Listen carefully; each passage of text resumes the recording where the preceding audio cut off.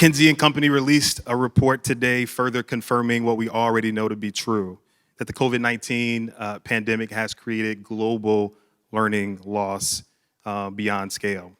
On average, students globally are 8 months behind where they would have been absent the pandemic. The pandemic also increased inequalities amongst groups within systems, for instance, Black students in schools versus white students in schools. That gap has widened significantly. By 2040, the economic impact of the pandemic-related learning delays could lead to annual losses of $1.6 trillion. And McKinsey & Co. is also citing much broader social impact from the pandemic, citing rising mental health crisis, reports of violence against children, rising obesity, increases in teenage pregnancy, and rising levels of chronic absenteeism and dropouts. The CDC in the United States is reporting that 4 in 10 teens have felt persistently sad or hopeless, and that 1 in 5 say they have contemplated suicide. In October, the American Academy of Pediatrics declared it was a national emergency in child and adolescent mental health, saying that members were caring for young people with soaring rates of depression, anxiety, trauma, loneliness, and suicidality that will have lasting impacts on them, their families, and their communities. At the same time, we're seeing a number of teacher vacancies surge. According to a recent report by the 74 of the 100 large urban school districts, about half of those school districts are experiencing vacancies in core areas. We're seeing a number of superintendent vacancies surge. We're seeing conflict between boards and superintendents and the community surge, and we're seeing the negative implications that these surges are having, the instability that they're creating in communities across the country, but particularly those that have been historically underrepresented, under-resourced, and communities of color and communities with the most economic need. To say we're in a moment of crisis, ladies and gentlemen, family and friends in need of scalable innovations with leapfrogging potential, I think we'd be making a gross understatement. So today we're gonna jump right into this conversation during our short time together, and I wanna focus on 3 big ideas. Number 1, leapfrogging and our ability to address the urgency of right now. Number 2, widespread transformation of public education. Is it really possible? Like, can we really change public education in the US? And then third and finally, this idea of 2 generational approaches. Is it high time for us to focus on more than just students? Consider their siblings, their families, and whole communities? Is the need that great where we need to focus there? Let's jump right in. A wonderful panel. You all can look them up. Rebecca, I'm coming to you first. You're this authority on leapfrogging inequities in education. What insights have you learned from your study of global innovations in education that could be applied right now to address this moment that we're in? Great. Thanks, Dre, and thanks, everybody. Well, that was a very depressing intro, but it is true that we are in a big crisis, but it is not new. These gaps have been there for many, many years, but it's definitely been exacerbated by COVID. And I think I would have 3 things to say. 1 is a little bit why I got enamored with this idea of leapfrogging. 2, what is it? What is leapfrogging? And then 3, what can we actually do right now? What I started researching probably 6 years ago was this idea of accelerating the pace of change. I had done a lot of research at the Brookings Institution on education inequality and really found that there is about a 100-year gap, is what I call it, between average learning levels, that's access and completion and learning outcomes, between the poorest kids and the richest kids. And this is almost in every single country around the world. It's not 100 years, every single place. It's not in every single state if you work in the US, but it is alive and well in the US. Pre-COVID, it was going to be 126 years for the poorest kids to catch up on school readiness indicators with the richest kids in the US. So that's what I mean by the 100-year gap. And being at Brookings, where you have lots of different ideas and different disciplines, I got very envious of the financial inclusion colleagues who, with the advent of mobile banking, which was invented in Kenya, went from trying to get access to credit for rural populations. In Kenya, 40% of the country had access to credit. Some years ago, they invented mobile banking, and in 5 years, they went to over 70%. And to me, that was leapfrogging. And so that was our motivation. We looked at, the question was, can you do it in education? And what would it look like? And we scanned the globe. We looked at about 3,000 innovations across 160 countries. And that really takes me to my second point, which is what is it? What is leapfrogging? And our answer was, yes, it is possible. But it is not possible in the way that other sectors are usually doing it. There was a big debate at the time, pre-COVID again, about should we bypass the legacy infrastructure of schools and go straight to ed tech or other types of learning trajectories. You don't need schools anymore. I feel very vindicated, having lived for the past 2 years with my children in the background trying remote learning, that we didn't say, we said, no, that's a bad idea. We need schools. Schools are an important part of our society. We should transform what and how schools deliver on the promise of education. And part of the problem is, part of the reason for this 100-year gap is that school systems usually tackle things in stepwise order. They tackle access, got to get kids into school, got to help them graduate, and once they're there, focus on academic quality and make sure, get those third grade fractions mastered so they can go on, so basic sort of academics. And then if the kids who have that, they get, advanced robotics and design and drama and all sorts of cool stuff. And so what ends up happening, and this happens in our country right here in the US and other countries around the world, is that the poorest kids sort of get trapped in a very sort of not enriched educational experience. And so for us, leapfrogging was really, how can you do access, quality, and relevance all at the same time and close those equity gaps? And we put out a book, Leapfrogging Inequality. It has a leapfrog pathway with various components. But in terms of what to be done today, post-COVID, where the 100-year gap is bigger, I think that the most important thing isn't following the leapfrog pathway per se. It can be inspiring. People who've used it have said it's helped them sort of re-envision how they would change their systems. But really the most important thing is having a leapfrog mindset. I really believe that, and we found in all our research that those folks who were leapfrogging in the various corners of the globe, the biggest thing they said that was they had to unlock for themselves was to get rid of dominant logic. Like, we've always done it this way, so it shall always be done. The second thing I would say is when you get rid of dominant logic and have a leapfrog mindset and say, yes, it is possible, a whole bunch of things open up. One of the things that I think COVID has done for us is to rise to the surface lots of partners in a community, whether they be families and parents, museums, tech companies, media groups, healthcare clinics, et cetera, that are involved in helping and supporting children's learning and development. And those partnerships could be harnessed in a much more effective way. I'll give you a few examples.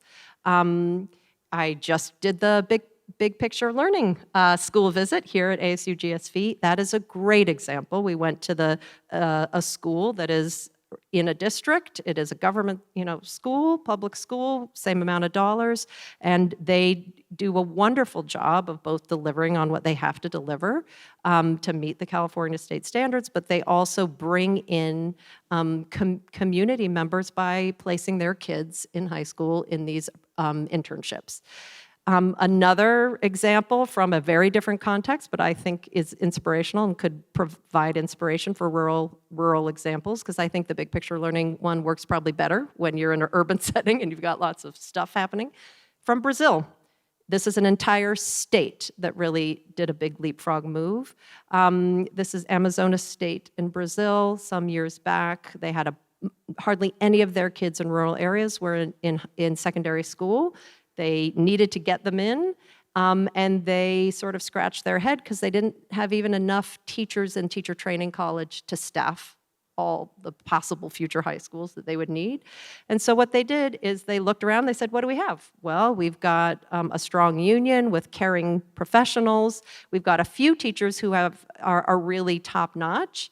and our subject matter content experts at high school level. And we've got a lot of other caring adults. And so they split the teaching profession into two types of teachers, a lecturing teacher and a mentoring teacher. And they said the other thing we have is a TV station.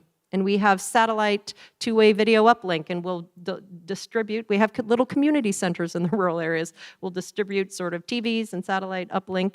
And these lecturing teachers redesigned the curriculum for rural schools and went on the TV and did synchronous classes with 1,000 little schools. And the mentoring teachers did all the classroom management, all the social emotional learning support, all the following up with families and kids.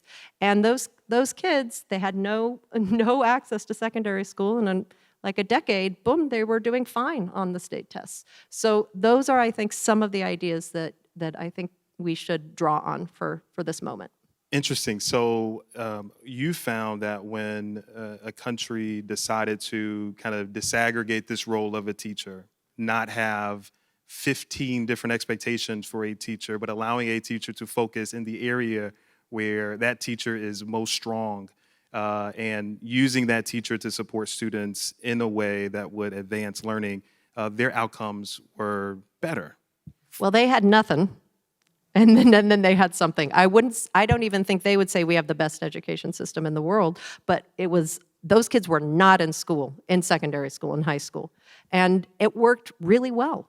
Surprisingly, really well. Those kids learned just as much as all the rest of the kids in the country. You mentioned this a bit. I want to go to Gaby here to talk about this idea of the use of broadband internet and connectivity and devices as a way to help accelerate learning.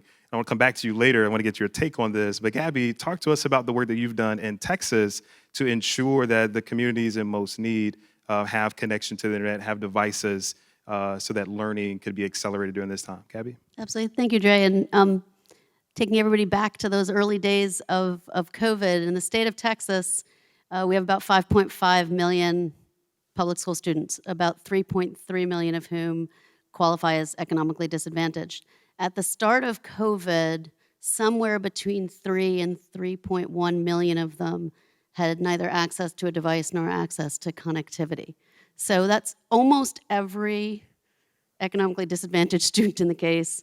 You know, the overwhelming majority, however you want to frame those statistics, as many public school students as there are in many states across the country. And so those children, when lockdown came, were no longer getting an education. And unfortunately, they were predominantly in either our Black and brown communities, or they were in our rural communities, both of whom were already struggling in terms of the diversification and the access to additional resources within their education. So those very depressing numbers you cited at the beginning were in full force in the state of Texas. So a project called Operation Connectivity was launched by the TEA in Texas to try and close that divide. One stated mission for the project, which was to ensure that every student, all 5.5 million, had both an e-learning device at home as well as broadband sufficient for learning. And I always stop there to say sufficient for learning does not say 25.3. For those of you who know your broadband, that is the official government definition of broadband. You can't go to school in a synchronous way if you have 25.3. You can't even go in an asynchronous way if you happen to have a couple of siblings in your house, which was the case for so many of our students. So we started by triage. What was the thing that was missing most, and that was devices and supply chain issues. And fast forward 6 months later, at the end of 2020, we had put 4.6 million devices into the hands of students across the state of Texas. And we took away a couple lessons from that because we were doing things, quite frankly, that no one had done before. I don't even know if they qualify as Leapfrog. They were just shot in the dark in some ways. But what we learned was, first, equity matters. And what we mean by that is you actually have to define it and write guidance toward it and develop your programs around it from the very first day, especially when there's a lot of money involved, so that it's there, it's immovable, and it already addresses the loopholes before the loopholes are ever opened up. And when we say equity, what we mean is that The students who have it the least go first in line. It's really simple. If you're behind, if you haven't had it, if you have lacked access, if your family has lacked access, you have a red carpet to the first place to get that device and that broadband. And so that was the guiding force behind the program. So along the way, we had some fairly affluent districts who came up and said, well, how come I can't get devices in the same magnitude for the same dollars at the same prices as all these other districts? They don't have any kids in them. You know, they're tiny. Why are you doing that? We're like, well, that's equity. And we defined it from the very start. The second thing that we learned that really helped us was recognizing it was a macro problem. We had a big problem across the state, but that it was a micro opportunity. So when you think about those old ways of thinking, and you think about combining that with crisis, you suddenly have an opportunity not just to take that on from a theoretical standpoint, but you really get to address what we saw as underlying challenges, one of the biggest which was bias. And some of that was economic bias, some of it was racial bias, but it culminated in those who needed it the most, whatever that it was, couldn't get it, or got it long after everyone else. And the third thing that we learned was that data matters. And so my heart sings when I hear you talk. But many of the local communities that we were working in, and I remember I said it's a macro problem, but a micro opportunity.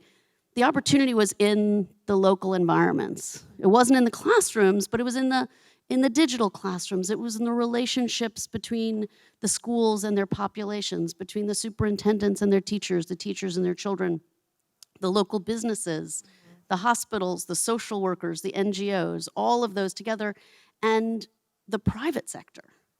And we found that the people who were making data-based decisions, which tended to be get them better pricing, get better access, that data was held primarily by the largest, most affluent districts because they could afford the longitudinal studies and other means of access to data that the smaller, under-resourced, or rural districts didn't have. And so by centralizing data, we had an opportunity to push information out to districts who never had it. So we centralized operation connectivity, we collected information about the needs across the state, we negotiated pricing across the state, we monitored the supply chain across the state, but then we left it to the local groups to decide who was going to get the device when, as long as it met our equity guidelines. Interesting. Kristina, I'm coming to you. Arne, I want to cue you up because you're next.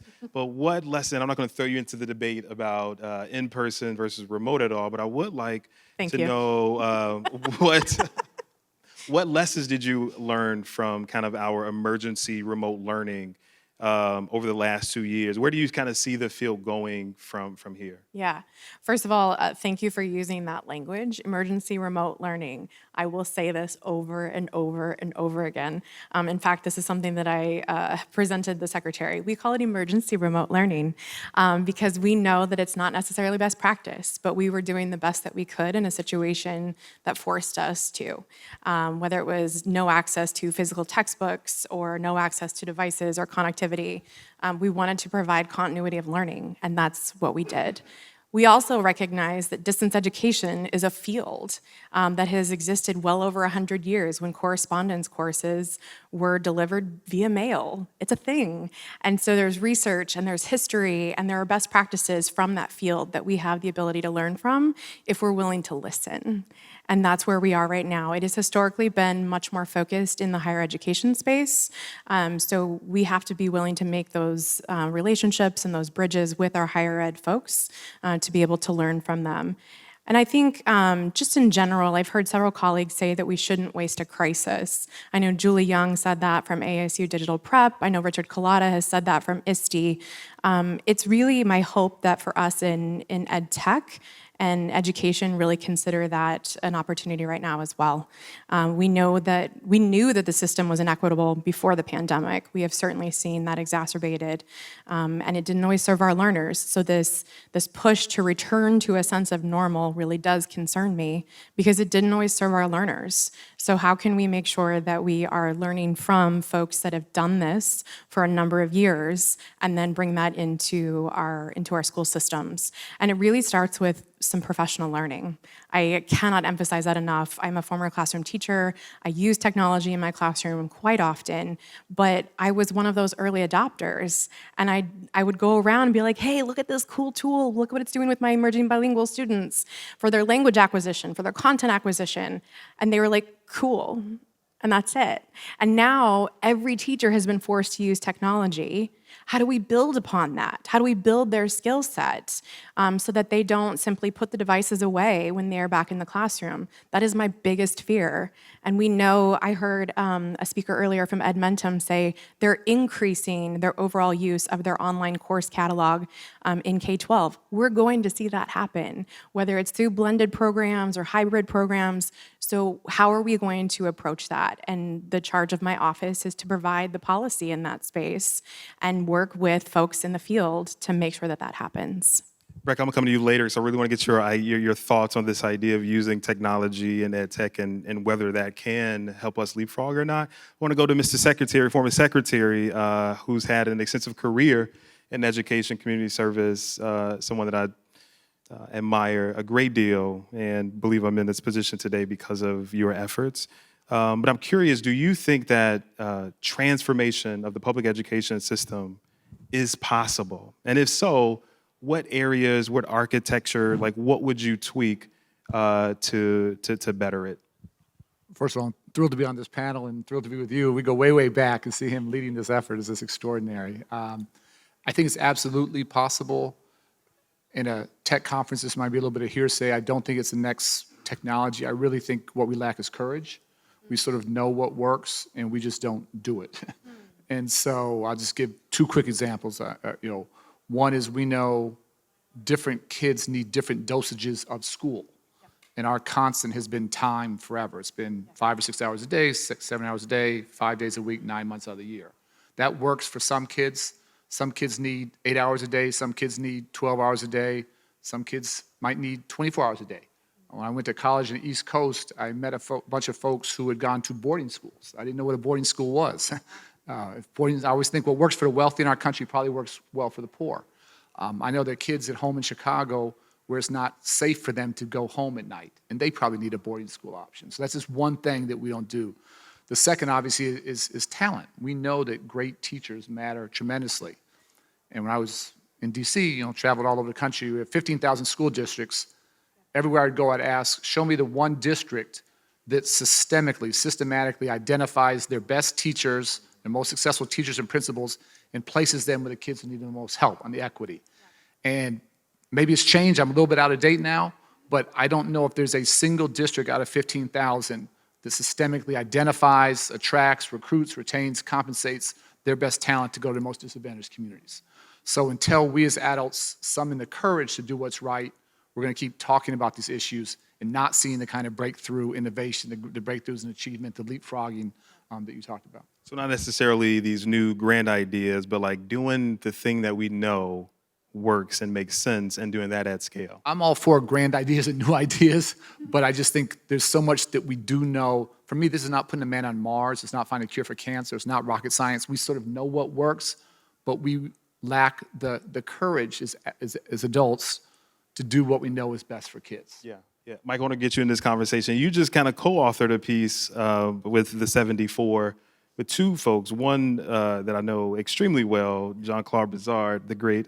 I want to get your idea of what you think about the best way to prepare students for the 21st century. Yeah, definitely. And it's great to be here and to be sitting here with this esteemed panel. I think that clearly, the workforce, the modern workforce today has changed very quickly. We know that automation has accelerated, AI has accelerated. The pace of change in the workforce has just changed very, very rapidly, but our education system has not right? So there is this disconnect. Now, I do think that if you ask all of us here, for our opinions of what the biggest issues are in the school system today, you might get 5 different answers.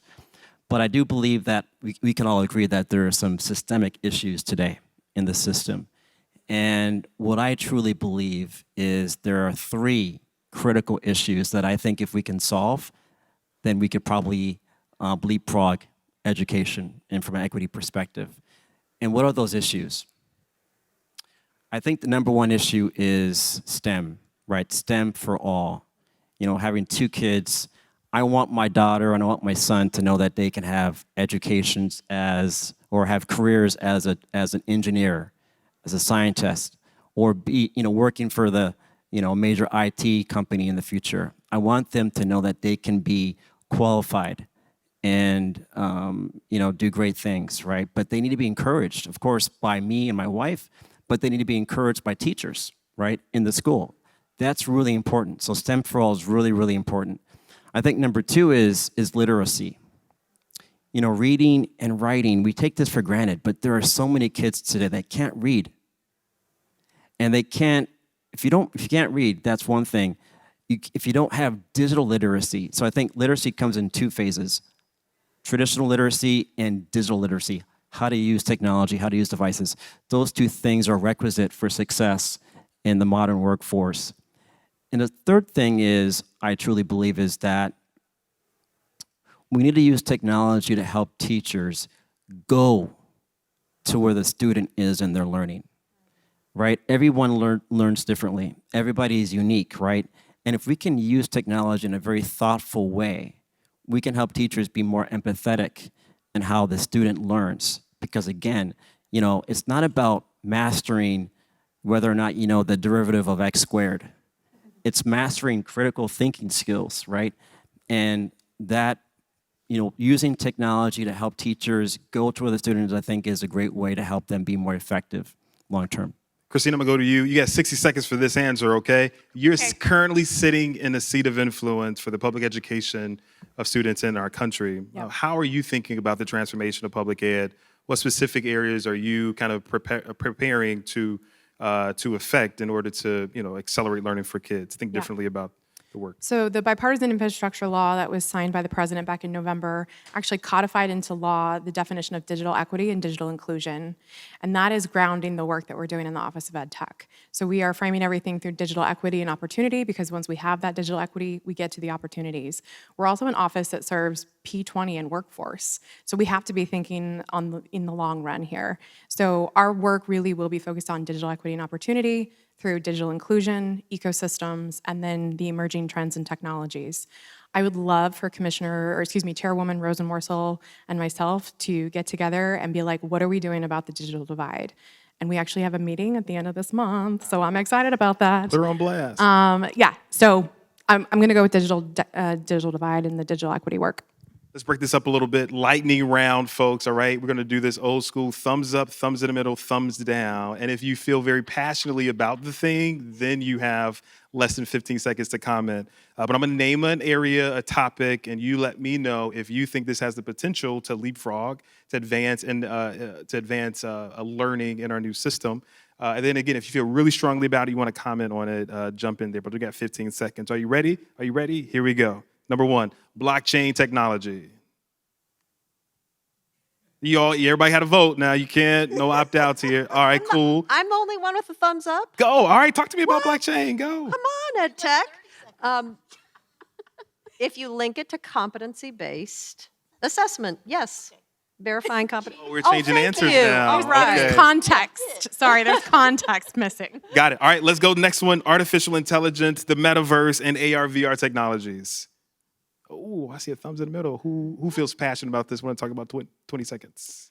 We're looking at it from a policy perspective. I'm excited that we have a brand new blog series that we just launched today at the Office of Ed Tech, where we need to look at AI in education because we want to talk about responsible use and design. We cannot simply retrofit AI to fit into education. So we need to help set that policy to make responsible use and design a priority. Sweet. Micro-credentialing, nano degrees, and badging.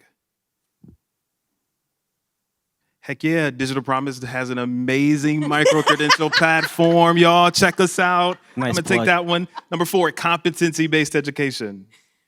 Yes, who wants to take it?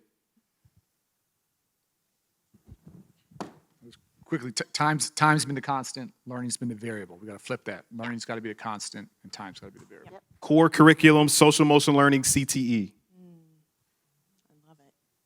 Who's taking it? I'll take social emotional learning. That for me, that's the foundation upon which the academic house is built. These aren't in conflict, and education is always both and, it's not either or. And if that part is not strong, especially now, then you can't get to all the outcomes we're talking about. You have to go through that path to get there. P12, high stakes assessments. Can I abstain? No. Sure. Oh, I see a thumbs down. Oh, this is what we're, oh, okay. Who wants to take it?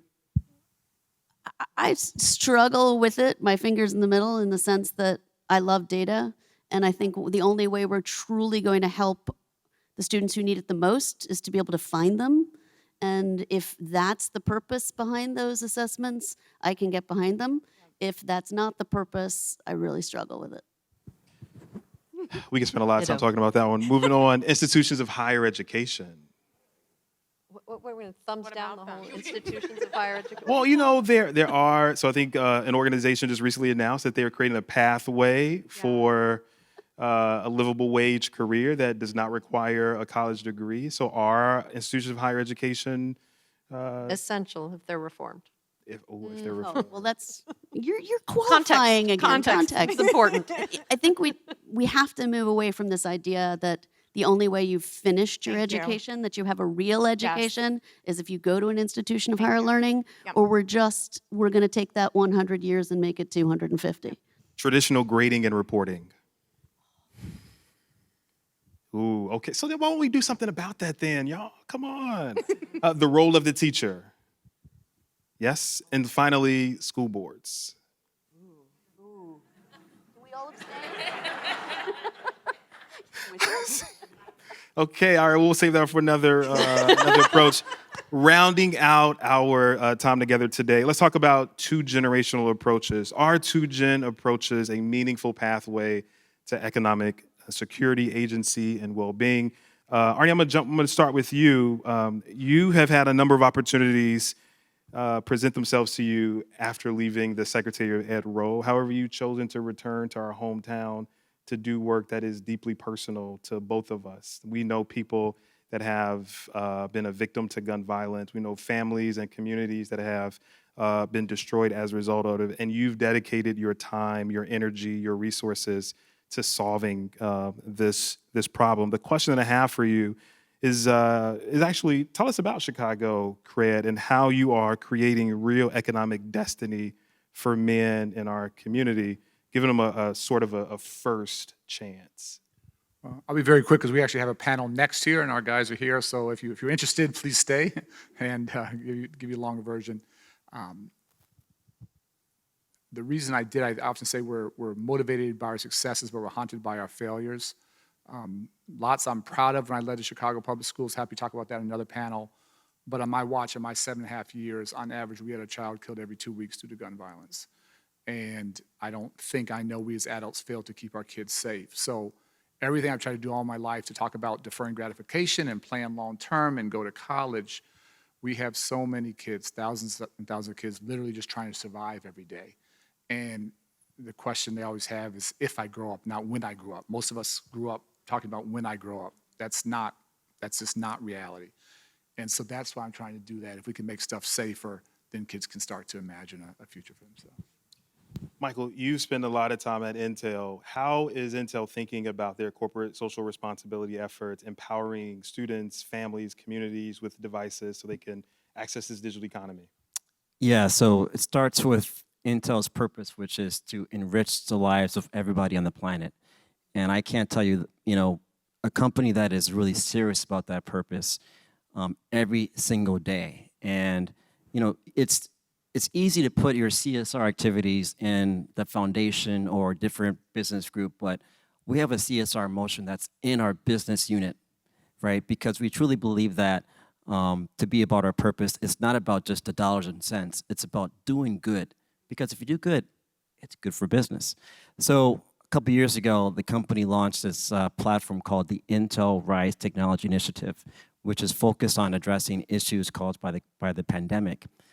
And one of them was a project in Chicago, working with Chance the Rapper and Social Works, where we actually provided devices, working with a partner called CDW. But it wasn't just providing devices for the sake of devices. It was the right device, highly capable learning platform device with connectivity, along with mentorship, engagement provided by the nonprofit Chance the Rapper, and also these learning pods. And it kept these kids in school, kept their learning going. And we've done many programs like this, and we will continue these programs to continue our purpose to enrich the lives of everybody on planet Earth. And we'll create stories as well, white papers to help create impact and also drive scale nationwide. Rebecca, you've done quite a bit of global research on kind of this family engagement connectedness model. What are you learning, what that can help us think differently about how we support whole families and communities? Yeah, thanks. We just did a big 3-year study, started pre-COVID on family-school collaboration, took off a whole life of its own. And there's another panel tomorrow afternoon on it, so I won't delve too much. But I learned a couple of things, and it was a 10-country study with 25,000 parents surveyed and 6,000 teachers, that schools are largely afraid of engaging with families. And there's reasons, there's good reasons. There's, history, and there can be some loud parents, a small minority. But if we really are gonna switch and harness two-generation approaches, there was a huge appetite in our survey from parents, from community members, for schools to be the hub of learning and development for their kids and for themselves. And one of the models that I see in the US that has real potential is the community schools movement. We're leaning into that. We're really excited to partner on a Community Schools Forward project with LPI and Children's Aid and Coalition for Community Schools. And I think that is one of the ways that you can leapfrog, because it really does provide important wraparound services, not only for kids, but for their families. So I think that if you can bring in the teaching and learning component to that model, I think that holds a great deal of promise. Kristina, what are you thinking about two-generational approaches from your seat? So I think the tools that we put in place during the pandemic certainly need to be continued to use with our families, caregivers, communities. I think of a school district, or excuse me, a school in Washington, D.C., Bria. They have a two-gen kind of situation with the emerging bilingual families that they serve. And the children go to preschool, and then their parents come in for language classes. And then they're also training them up on other skills, including digital literacy, which we know is important to participate in a global kind of and digital society. So I certainly think of things like that and being able to provide the access to those digital literacy skills and skill building. And that's something that we can certainly lift up in our office. Last lightning round. You all weren't prepared for this. I know you get ready, Gaby, but I want to hear from each of you. We'll start with Arne, Michael, we'll go with Rebecca, we'll go back to you, Kristina, then we'll end with you, Gaby. But I'm curious to know what you're hopeful for. What are the things that you're thinking about, that you're seeing, that gives you hope in spite of the recent data that I articulated earlier at the start of our session today, but what's bringing you hope? I have lots of heartbreak in my current work, but I also have extraordinary hope and inspiration every day, because I see what young men and women are doing despite unbelievable odds. Their commitment to building a positive future for themselves, to being positive leaders for their families and in the community. It's some of the most powerful lessons I've ever had.